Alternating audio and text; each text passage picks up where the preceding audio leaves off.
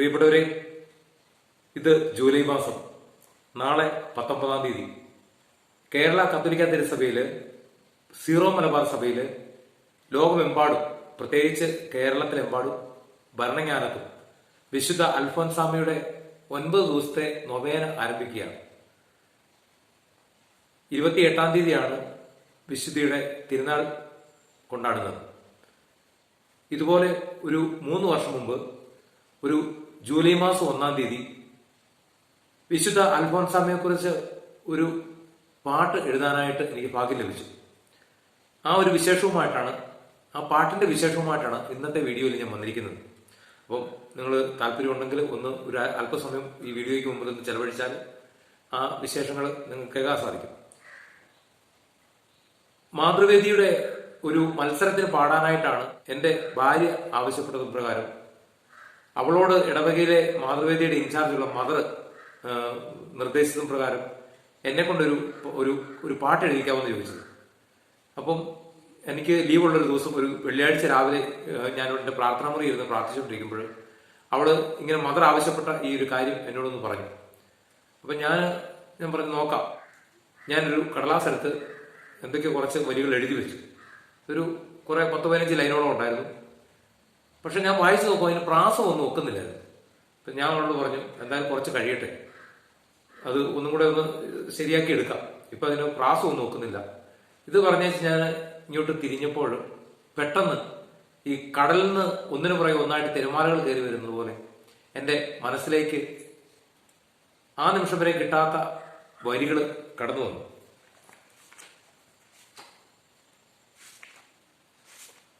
ആ വരികൾ ഇങ്ങനെയായിരുന്നു.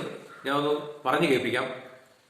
ഇപ്പം ഇത് പറയുമ്പോൾ ഒരു എന്നാ പറയട്ടെ, മലയാളത്തിൽ വലിയ പാണ്ഡിത്യമൊന്നും ഉള്ള ആളല്ല ഞാൻ. എന്നാൽ കുറച്ച് പാട്ടുകളും കുറച്ച് കവിതകളും ഒക്കെ അതിന് മുമ്പ് എഴുതിയിട്ടുണ്ട്. സഹനത്തിൻ പുത്രിയാം അൽഫോൻസാമ്മേ, സഹനത്തീയിൽ വിരിഞ്ഞ സൂനമേ, നീറുന്ന വേദനയിൽ തളരുന്ന കഷ്ടതയിൽ തകരാതെ കാക്കേണമേ, ഞങ്ങൾക്കായി എന്നെന്നും പ്രാർത്ഥിക്കണേ. ഭരണജ്ഞാനത്തെ മലർവാടിയിൽ എന്നും വാടാത്ത പൂവല്ലേ നീ, സ്വർഗീയ ആരാമ മലരല്ലേ നീ, യേശുവിൻ സ്നേഹ മധുവല്ലേ നീ, എന്നാളും പ്രാർത്ഥിക്കണേ, പാപത്തിൽ വീഴാതെ കാത്തിയിടണേ. ഇപ്പൊ നമ്മൾ പല്ലവിയും അനുപല്ലവിയും പറഞ്ഞു.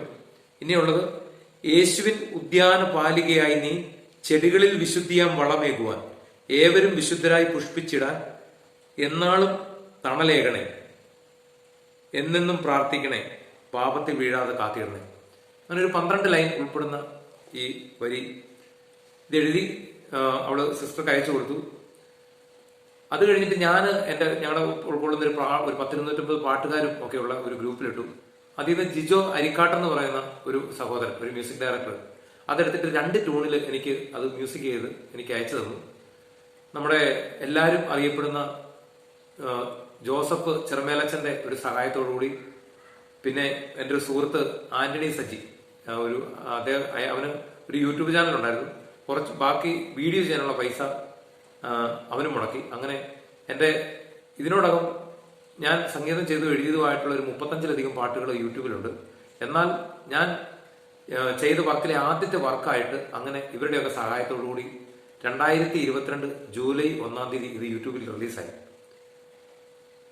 അപ്പോൾ ഇതിന്റെ വരികളും ഇതിപ്പോ ഫേസ്ബുക്ക് എൻ്റെ പേജിൽ തന്നെ ഈ പാട്ട് കിടപ്പുണ്ട്, അതിന്റെ വീഡിയോ ഉൾപ്പെടെ. ഇത് പാട്ട് എഴുതി സംഗീതം ചെയ്തു.